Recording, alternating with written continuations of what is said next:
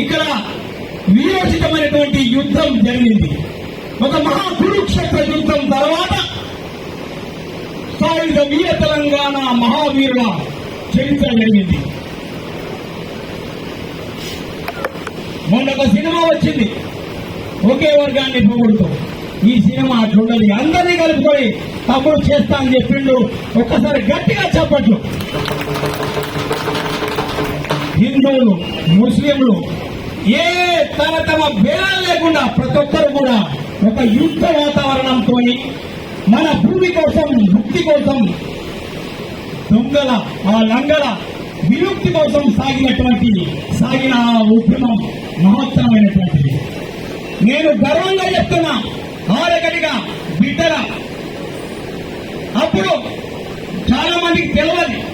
ప్రతి కులం నుంచి, ప్రతి వర్గం నుంచి ఒక్కొక్క వీరుడు పిడికిని బిగించి తమ ప్రాణాన్ని సైతం లెక్క చేయకుండా ఉద్యమించారు.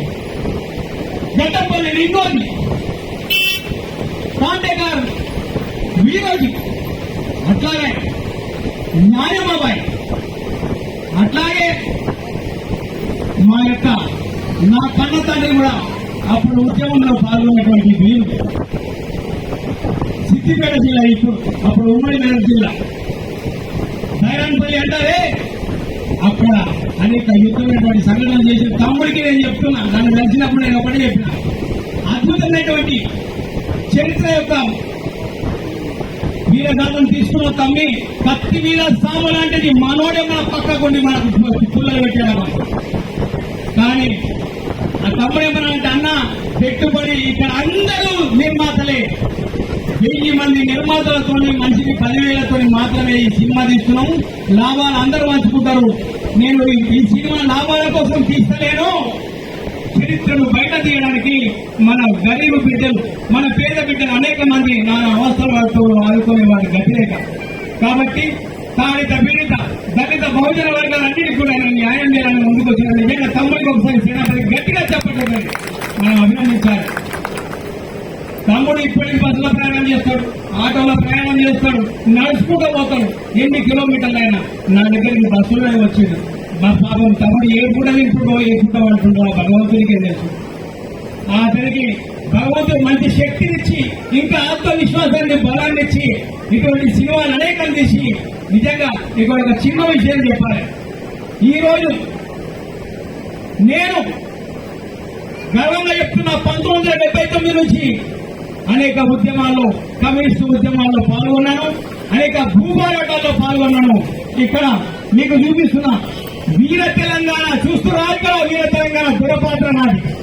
ఒక ఆరగటిక బిడ్డ కూడా ఉద్యమంలో, భూపోరాటంలో పాల్గొన్నాడు.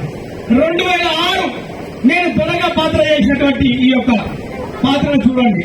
దొడ్డి కొమ్మరయ్య, కింద కూర్చున్నటువంటి వ్యక్తి దొడ్డి కొమ్మరయ్య చూడండి. దొడ్డి కొమ్మరయ్య వీర తెలంగాణ బాలు ఎక్కడున్నామా, ఇక్కడ ఉన్నటువంటి ప్రజా కళాకారులు ఎవరైతుందో వీళ్ళందరూ కూడా బ్యాక్ గ్రౌండ్ గా మీటింగ్ పాటలు పాడి ఈ యొక్క వీర తెలంగాణ నాటికలో పాల్గొనవాలి. కాబట్టి దాదారా అన్నలారా, ఇక్కడ చూడండి, కమ్యూనిస్టు ఉద్యమాలే అప్పుడు అనేక బానిస బంధాలను విముక్తి చేసి అనేక పోరాటాలకు నాయకత్వం వహించింది. ఇప్పుడు అంటే అనేక పార్టీలు వచ్చినాయి. ఇప్పుడు ఉన్నటువంటి మెంటాలిటీ వేరు. నేను చెప్పేది ఒకటే, గతంలో ఒక ఉద్యమం అంటే ఎర్రజెండ కింద జరిగింది. ఒక ఉద్యమం జరిగిందంటే అప్పుడు అనేక కార్మిక సంఘాలు, మీకు 20-30 సంవత్సరాల క్రితం పోతే అన్ని అవే ఉద్యమాలు జరిగాయి. ప్రజలు బలంగా నిజంగా ఇక్కడ ఎర్రజెండ